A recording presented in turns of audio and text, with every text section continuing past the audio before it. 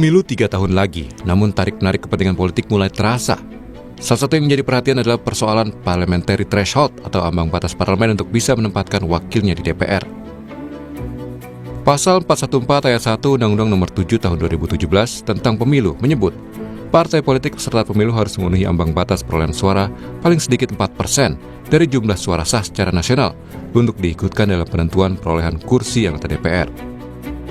Namun pasal ini digugat ke Mahkamah Konstitusi hingga melahirkan keputusan di tahun 2023 yang berbunyi, Pasal 414 ayat 1 Undang-Undang Pemilu adalah konstitusional sepanjang tetap berlaku untuk pemilu DPR 2024 dan konstitusional bersyarat diberlakukan pada pemilu DPR 2009 dan pemilu berikutnya sepanjang telah dilakukan perubahan terhadap norma ambang batas parlemen serta besaran angka atau persentase ambang batas parlemen dengan berpedoman pada persyaratan yang telah ditentukan.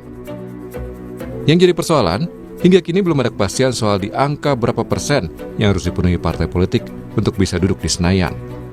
Bersamaan dengan itu, saat ini DPR juga tengah membahas revisi Undang-Undang Pemilu Nomor 7 Tahun 2017. Beberapa waktu lalu, Komisi 2 DPR menggelar rapat dengar pendapat membahas revisi Undang-Undang Pemilu Nomor 7 Tahun 2017.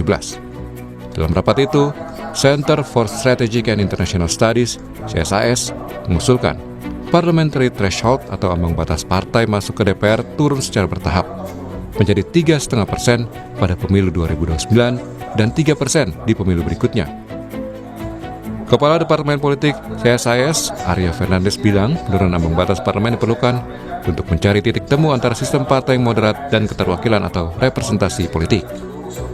Jika ambang batas terlalu tinggi, maka representasi suara pemilih akan rendah. Namun jika ambang batas terlalu rendah, maka potensi terjadi legislative deadlock tinggi. Kita perlu menurunkan ambang batas secara bertahap dalam 2 kali siklus pemilu. Pertama, menurunkan dari 4% ke 3,5% di pemilu 2029, dan ini berlaku untuk tingkat nasional dan di daerah. Baru setelahnya kita tetapkan ambang batas 3% di pemilu 2034 dan seterusnya. Nah, sehingga kita kemudian tidak lagi mengubah ambang batas itu setiap terjadi pemilu.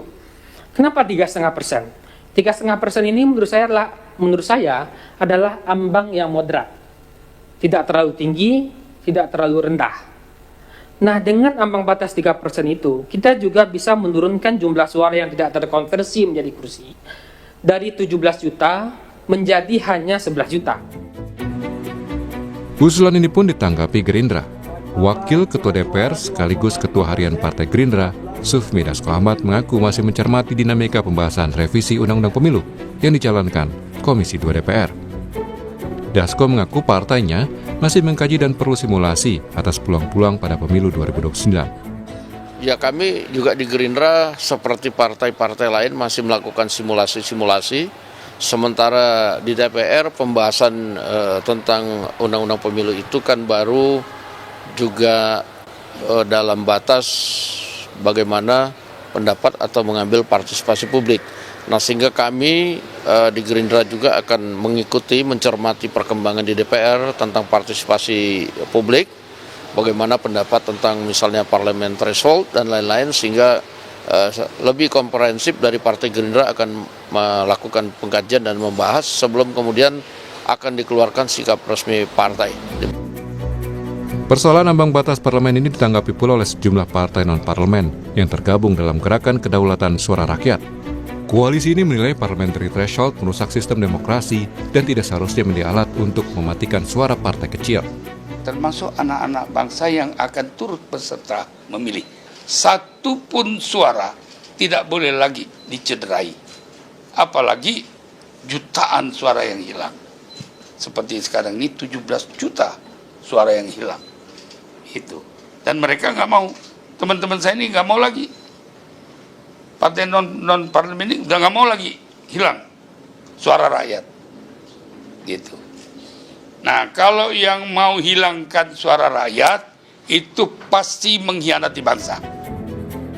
Lalu, berapa angka persentase yang ideal untuk menjalankan sistem demokrasi tanpa mengabaikan suara partai kecil? Tim Liputan Kompas TV.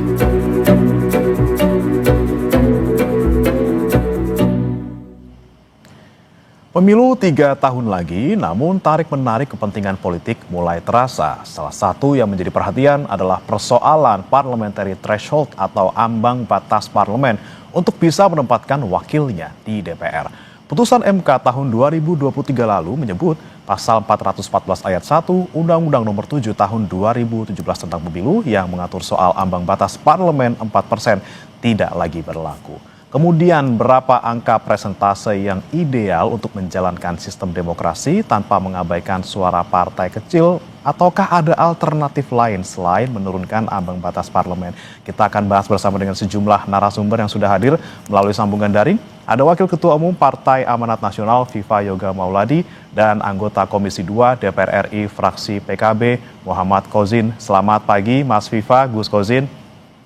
Selamat pagi, Mas Muhammad. Selamat pagi, Assalamualaikum warahmatullahi wabarakatuh. Pak Viva. Waalaikumsalam. Assalamualaikum. Tentunya ini kalau kita bicara soal revisi Undang-Undang Pemilu masih tahap awal sekali gitu ya. Banyak sekali poin yang bisa dibahas, tapi salah satu yang kita soroti adalah ambang batas parlemen. Nah, saya mau tanya dulu nih ke Gus Kozin. Gus Kozin, di Komisi 2, berarti sekarang sampai tahap mana? Masih soal pengumpulan partisipasi publik atau seperti apa, dan kemudian apa yang dikumpulkan nih terkait dengan khususnya parliamentary threshold? Iya, yang pertama kita sudah running mulai dari 1-2 minggu yang lalu, memulai dengan melaksanakan RDPU. Kita mengundang para akademisi, NGO dan pemerhati pemilu. Kemarin kita undang dari UI, dari CSIS untuk menerima untuk mendengar gagasan, masukan, dan catatan-catatan dari kawan-kawan NGO, akademisi, dan pemerhati. Nanti minggu depan juga berlanjut dengan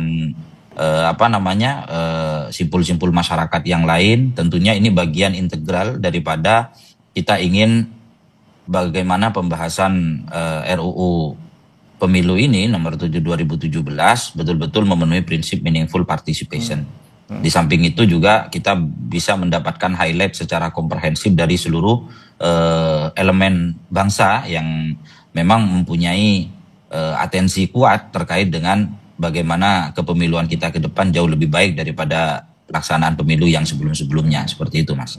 Baik, terkait dengan masukan dari CSIS juga nih, Gus Kozin, ini kan sudah ada angkanya tuh, kira-kira usulannya kalau di tahun depan ya 3,5% lah di 2029 gitu ya. Nah, kan PKB ini salah satu yang kemudian ya mendukung lah adanya parliamentary threshold di pemilu kita. Kalau menurut Gus Kozin, angka tersebut sudah cukup idealkah? Kita masih belum sampai kepada kesimpulan ideal atau tidak ya, karena ini kan masih ongoing ya. Jadi tidak boleh kemudian kita masih dalam tahap mendengar, menerima masukan, terus kemudian kita juga menggali apa sebetulnya yang menjadi problematika. Ibaratkan orang sakit itu kita diagnosa betul ini penyakitnya apa, baru sampai kepada rumusan resep obatnya gitu. Jangan kemudian diagnosanya ini belum tuntas, kita sudah ujuk-ujuk memunculkan resep obat. Ini kan melompat akhirnya nanti gitu, dalam penyelesaian persoalan sesuai dengan amanat putusan MK 116 2023 terkait dengan ambang batas. Nah, kalau saat ini kita posisinya sedang melakukan belanja masalah, kita mendengar masukan, memitigasi persoalan, termasuk juga kami di PKB ya, secara kepartaian kita juga ongoing melakukan kajian-kajian secara intensif juga gitu, untuk kemudian secara simultan Komisi 2 juga berjalan, partai juga berjalan untuk menemukan satu formulasi yang ideal, yang betul-betul formulasi ini bisa menjawab persoalan dan semangatnya sesuai dengan apa yang menjadi putusan MK 116 2023 seperti itu, Mas. Tapi tentunya berapapun yang jelas PKB tetap mendukung adanya parliamentary threshold ya. Berbeda dengan PAN nih, Mas Viva, benar-benar tanpa parliamentary threshold nih maunya dari PAN. Ya, jadi ambang batas partai politik masuk ke parlemen selalu menjadi perdebatan. Saya 2 kali menjadi anggota Pansus Undang-Undang Pemilu sewaktu saya di DPR. Memang secara formal tidak ada batasan berapa persen yang ideal, tapi ada prinsip-prinsip demokrasi yang harus menjadi perhatian kita bersama. Satu, parliamentary threshold itu jangan menjadi alat politik untuk menghilangkan keberagaman dan kemudian menghilangkan eh, keberadaan dari partai-partai yang kecil. Yang kedua, parliamentary threshold itu sebenarnya kan untuk menjaga agar keberadaan dari pemerintah bisa berjalan secara efektif, tapi juga harus memperhatikan agar tidak terjadi fragmentasi politik di DPR. Kita melihat bahwa parliamentary threshold prinsipnya adalah semakin tinggi prosentase parliamentary threshold, maka akan terjadi pemilu yang disproporsional. Artinya nilai representasi akan menjadi berkurang, menjadi rendah. Karena apa? Karena suara sah nasional banyak yang hilang, yang terbuang, tidak bisa dikonversi menjadi kursi. Contoh nih Mas Pemana, tahun 2009 pemberlakuan pertama kali parliamentary threshold di parlemen, 2,5% dengan 38 partai politik, suara yang hilang, suara sah yang hilang, yang tidak bisa dikonversi menjadi kursi itu sebanyak 19 juta suara, atau setara dengan 18% suara sah nasional. Kemudian untuk pemilu 2014 dengan 12 partai politik, penerapan parliamentary threshold naik dari 2,5% menjadi 3,5%, itu suara yang hilang, yang tidak bisa dikonversi menjadi kursi itu sebesar 3 juta suara atau 2,4%. Kemudian 2014 dengan 16 peserta partai politik, parliamentary threshold-nya 4%, itu suara sah nasional yang tidak bisa dikonversi menjadi kursi hilang, ditelan oleh laut sebanyak 13,5 juta suara sah nasional atau 9,7%. Dan yang terakhir kemarin di pemilu 2024 dengan 18 peserta pemilu parliamentary threshold 4%, suara sah nasional yang tidak bisa dikonversi menjadi kursi 16 juta suara atau setara dengan 10,6%. Jadi ini menjadi sebuah warning, nilai kedaulatan akan kehilangan substansi karena bagi partai-partai yang tidak lolos parliamentary threshold itu akan membawa suara sah yang tidak bisa dikonversi menjadi kursi, sehingga menyebabkan pemilu menjadi disproporsionalitas karena nilai representasinya berkurang atau rendah. Ya, jadi berapa nilai idealnya? Tidak ada nilai idealnya. Kalau kita mau sempurna bahwa nilai kedaulatan itu ada di tangan rakyat, ya parliamentary threshold dihapus menjadi 0%. Tapi kan kemudian masalahnya ada kekhawatiran, ada fragmentasi politik yang relatif tinggi di DPR karena pemberlakuan untuk parliamentary threshold awalnya dulu bersifat nasional, kemudian oleh Mahkamah Konstitusi dengan adanya judicial review dihapus. Jadi parliamentary threshold itu hanya bersifat nasional, artinya hanya untuk pemilu nasional, tapi untuk pemilu lokal, untuk anggota DPRD provinsi, kabupaten, kota itu tidak ada penerapan parliamentary threshold. Jadi berapa nilai idealnya? Kalau mau sempurna ya 0%. Pertimbangannya apa? Karena kalau 0% itu nilai representasinya tinggi, nilai kedaulatannya terjaga, tapi kemudian timbul masalah. Masalahnya apa? Di fragmentasi politik di DPR. Saya rasa itu mudah sekali. Ada gabungan fraksi, ya, fraksi-fraksi di DPR itu minimal akan menjadi salah satu solusi bagi partai-partai yang lolos 1 kursi, 2 kursi. Berapa jumlah minimal kursi di satu fraksi? Ya sejumlah jumlah komisi, misalnya komisinya ada 13 sekarang, ya minimal satu fraksi harus memiliki 13 kursi di DPR.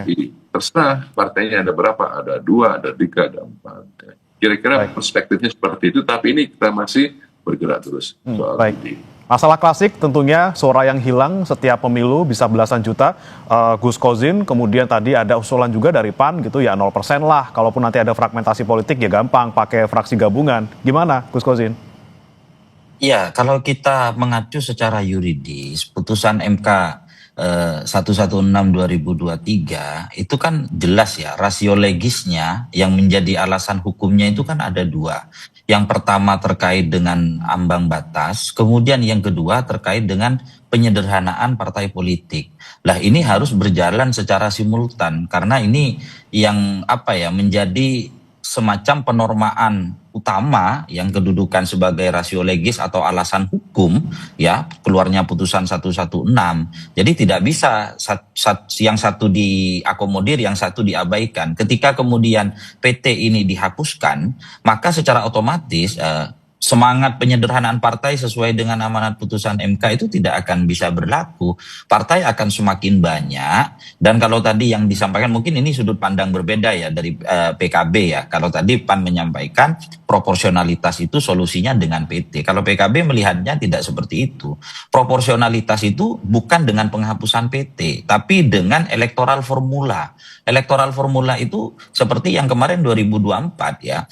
Sisa suara itu kan dihabiskan di dapil. Dan nanti dengan electoral formula yang sekarang kita sedang lakukan simulasi ya di internal PKB, itu bisa saja kemudian ditarik ke provinsi. Itu akan semakin menekan ya deviasi atau selisih antara suara terkonversi menjadi kursi itu akan sangat signifikan.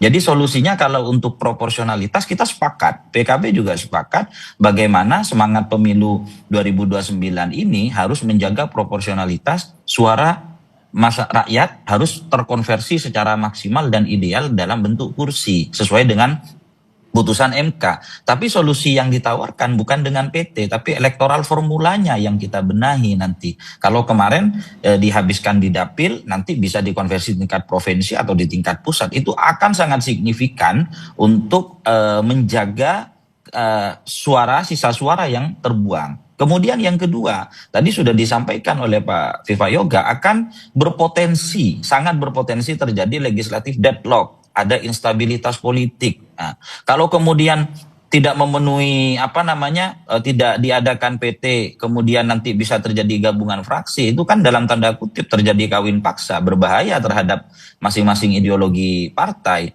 Lalu bagaimana dengan provinsi dan kabupaten yang sekarang tidak menerapkan PT, tidak kompatibel? Karena kalau di daerah itu rezimnya itu masih ikut juga, kalau di dalam undang-undang Pemda juga masuk di dalam rezim Pemda. Jadi the real rezim legislatif itu ada di pusat sebetulnya kalau kita baca secara regulasi dan praktik di lapangan. Jadi sekali lagi bahwa angka-angkanya berapa tentunya setiap partai punya perhitungan. Seperti kami di PKB masih terus untuk melakukan kajian, kita mendengar masukan dari beberapa ahli, beberapa tokoh akademisi dan masyarakat untuk nanti pada akhirnya sampai kepada satu keputusan ofisial berapa angka yang akan diusulkan oleh PKB. Tapi secara prinsip PT kami anggap menjadi satu keniscayaan, juga ini berlaku di negara-negara luar walaupun nilainya berbeda-beda gitu ya. Bagi negara yang menerapkan sistem demokrasi presidensil itu ada semua PT-PT, karena nggak mungkin kemudian kita buka gerbang seluas-luasnya tanpa ada filtering, tanpa ada screening. Nah ini malah justru instabilitas politik akan terjadi di sana gitu.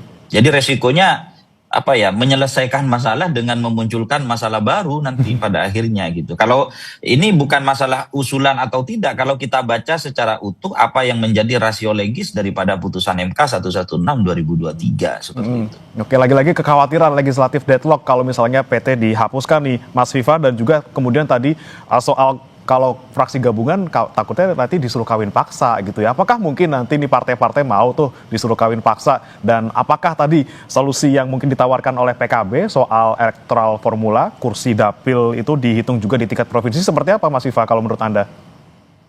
Ya, ini memang banyak perdebatan soal penerapan parliamentary threshold. Tadi saya katakan bahwa kalau mau sempurna membangun kedaulatan rakyat ya PT-nya 0%.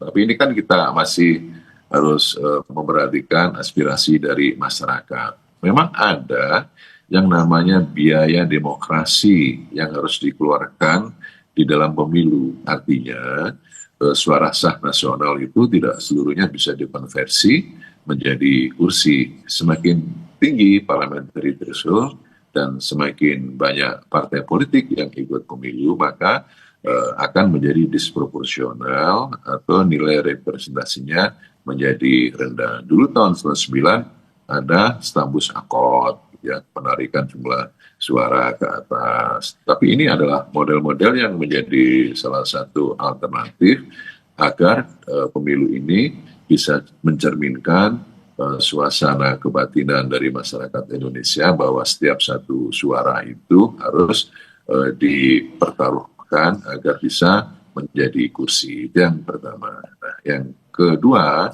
istilah-istilah penyederhanaan partai politik itu ada dua posisi.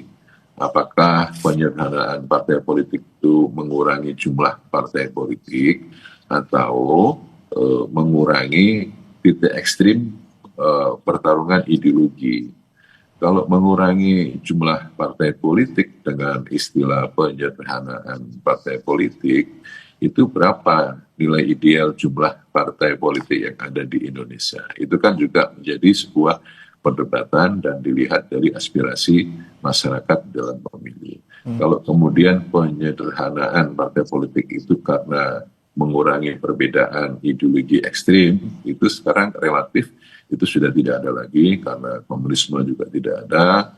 Jadi proses untuk pendekatan dan dialog antar ideologi di partai politik itu juga relatif berjalan dengan baik sehingga proses itu menjadi natural. Jadi sebenarnya ini adalah menjadi open legal policy bagi DPR untuk menentukan berapa titik ideal itu parliamentary threshold. Tadi saya katakan kalau titik idealnya ya 0%. Kemudian kalau mengurangi fragmentasi politik, kalau sesuai dengan aturan karena undang-undang itu kan juga menjadi koersif, ya, memaksa setiap masyarakat termasuk para pembuat undang-undang untuk taat dan patuh kepada undang-undang ketika sudah diketok palu.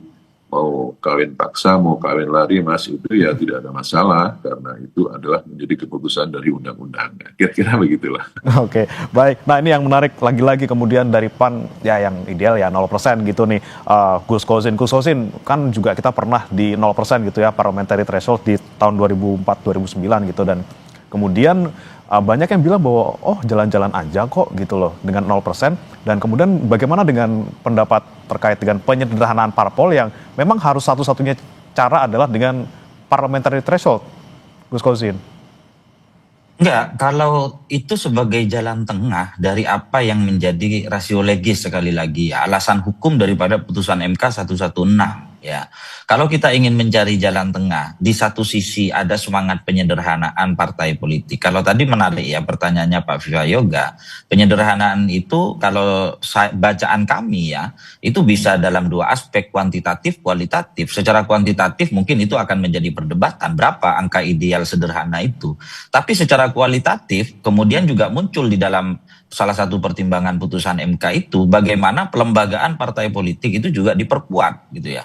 Pelembagaan partai politik itu ya mulai dari akuntabilitasnya, transparansinya, pola kaderisasinya dan seterusnya, karena bagaimanapun revisi Undang-Undang Pemilu ini tidak berdiri sendiri. Undang-Undang Nomor 7 2017 harus juga nanti akan secara simultan dengan Undang-Undang Pilkada, dengan Undang-Undang Partai Politik, bisa jadi juga dengan Undang-Undang 23 2014, Undang-Undang Pemda gitu. Karena ini ekosistem yang menjadi satu kesatuan gitu. Kalau kita ingin berbicara penyelesaian secara imparsial ya, tidak secara parsial cicilan seperti itu. Kemudian yang kedua, kalau kemudian tadi menarik satu kesimpulan kalau ideal dengan menjaga proporsionalitas dengan PT, mungkin ini sudut pandang yang berbeda.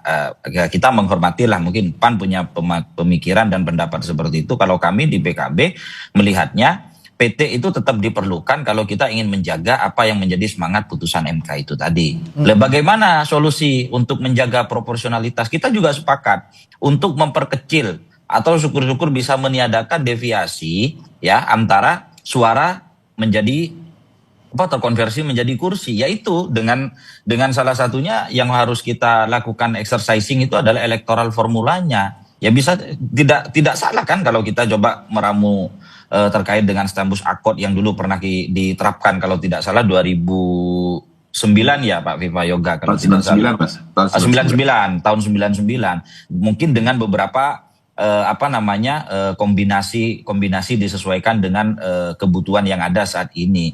Dan ketika itu diterapkan pasti akan secara signifikan akan memperkecil deviasi, akan menjaga tetap semangat proporsionalitas sesuai dengan apa yang menjadi amanah putusan MK. Jadi putusan MK itu kan tidak berbicara penghapusan PT, tapi PT ini disesuaikan dengan semangat menjaga proporsionalitas atau dengan kata lain memperkecil deviasi konversi suara menjadi kursi. Jadi kalau misalkan kita langsung ngesutnya adalah penghapusan PT, ya menyelesaikan masalah dengan berpotensi memunculkan masalah baru. Jadi sekali lagi bukan hanya fragmentasi politik dan instabilitas politik ya, tapi banyak hal juga yang akan juga beririsan nanti menjadi konsekuensi logis daripada penghapusan PT. Mungkin ada juga yang bertanya, loh kok di daerah aman-aman saja, misalkan kabupaten, provinsi. Saya rasa tidak kompatibel kalau perbandingannya pusat dengan daerah. Tapi berapa nilai angka ideal itu? Tadi menarik pertanyaan Pak Viva Yoga. Sederhana itu dengan angka berapa partai, secara kuantitatif, secara kualitatif itu seperti apa, sementara kita tidak ada tarikan secara ideologis sekarang kan. Menarik, ini menjadi salah satu diskursus. Nanti kita akan bawa juga di Komisi 2 untuk memperkaya dengan beberapa pengamat, beberapa praktisi yang punya concern urusan kepemiluan seperti itu. Oke, nah tadi kan kita bicara lagi soal fragmentasi politik di DPR, kemudian juga kekhawatiran terkait dengan kalau semakin banyak partai, semakin gemuk ya, semakin tidak sederhana, semakin susah gitu untuk bisa mengambil keputusan. Nah, Mas Viva, selain mungkin solusi untuk fraksi gabungan, ada lagi nggak yang ditawarkan oleh PAN misalnya? Kalau misalnya benar-benar nanti 0% parliamentary threshold. Ini terakhir buat Mas Viva, nanti juga ke Gus Kosin. Iya, jadi sebenarnya fragmentasi politik itu adalah suatu kondisi yang taken for granted bagi masyarakat Indonesia yang majemuk, karena setiap aspirasi dari masyarakat yang berbeda suku, agama, ras tentu memiliki kekhasan sendiri-sendiri. Kita menginginkan bahwa keberagaman, pluralitas itu harus dijaga melalui partai politik. Kemudian secara teori akan ada fragmentasi politik di DPR itu bisa dibuat sebagai jalan alternatif melalui penggabungan partai-partai di koalisi. Nah, kalau kemudian ada keributan di internal fraksi itu sesuatu yang wajar. Kita ingin merubah, menarik proses adanya konflik yang horizontal di masyarakat untuk ditarik menjadi konflik parlementaria. Jadi kalau kemudian DPR itu berbeda pendapat, ide, gagasan adalah memang sudah menjadi keharusan dalam proses demokrasi. Tapi kalau kemudian kita menginginkan sesuatu yang ideal, biasanya kalau di undang-undang di DPR, pembahasan undang-undang pansus di DPR itu masih akan terjadi proses kompromi ide, gagasan. Tapi semuanya sama, kami dengan partai yang lain, dengan Mas Gwajin itu juga sama. Artinya kita menginginkan adanya proses pemilu yang memiliki nilai proporsionalitas yang tinggi dan memiliki nilai representasi yang tinggi. Cuma ditarik di bawahnya secara teknis demokrasinya nanti memakai model seperti apa. Untuk parliamentary threshold-nya, untuk pemahaman tentang kewenangan dan tugas tanggung jawab fraksi, dan lain sebagainya. Jadi kita menginginkan sebuah proses pemilu yang demokratis, yang ideal, yang menjadi bagian dari pengejawantahan kedaulatan. Kira-kira begitu, Mas. Oke, baik. Terakhir saya ke Gus Kosin. Lagi-lagi ini saya mau tanya detail soal electoral formula, tapi singkat saja, Gus Kosin, ini bagaimana pembahasan mungkin di internal PKB dan juga nanti apakah juga akan diutarakan gitu di pembahasan revisi Undang-Undang Pemilu nanti? Ya pasti Mas, ini masih ongoing ya. Kita berjalan simultan, Komisi 2 juga jalan. kita di partai juga, dan saya rasa bukan hanya PKB ya, hampir di semua partai juga kemungkinan besar juga melakukan hal yang sama. Karena ini kan terkait dengan amanah rakyat, bagaimana secara regulasi juga inherent juga di sana, jangan sampai ideal bagi kita tapi secara regulasi bertentangan misalkan dari apa yang menjadi putusan MK. Jadi ini semua masih ongoing, tidak hanya dalam dalam konteks bagaimana formula penghitungan suara, tapi juga terkait dengan districting juga, terkait dengan dapil, segala macam itu juga akan memiliki konsekuensi logis ya terkait dengan proporsionalitas tadi. Jadi banyak hal lah yang bisa diramu untuk menjawab apa yang menjadi pertanyaan publik, dan itu dikonklusi dengan putusan MK gitu ya. Tidak kemudian langsung nge-shoot bypass dengan penghapusan PT. Kalau kita di PKB belum berpikir sampai sejauh itu gitu. Tapi bagaimana nanti hasilnya, ini menjadi satu diskursus baru ya, apa yang disampaikan, dilontarkan oleh PAN kemarin oleh Waketum ya Pak Edi Suparno, itu menarik juga untuk sebagai bagian dari diskursus tambahan lah, nanti di Komisi 2 juga kita akan elaborasikan gitu. Jadi ini masih ruangnya sangat terbuka, masih masukan insight baru itu sangat terbuka untuk kita lakukan kajian-kajian lebih lanjut seperti itu. Baik, kita tunggu Gus Kozin di DPR seperti apa nanti pembahasannya. Mudah-mudahan nanti hasilnya Undang-Undang Pemilu yang baru, salah satunya untuk terkait parliamentary threshold, nanti bisa ketemu solusinya gitu ya. Partisipasi publik tidak diabaikan, suara publik tidak ada yang hilang, tapi juga lagi-lagi di parlemen juga harus sederhana dan juga bisa seimbang, proporsional seperti itu. Terima kasih Gus Kozin, anggota Komisi 2 DPR RI, fraksi PKB, dan juga Mas Viva Yoga Mauladi, Wakil Ketua Umum Partai Amanat Nasional. Terima kasih sudah bergabung di Sapa Indonesia Pagi.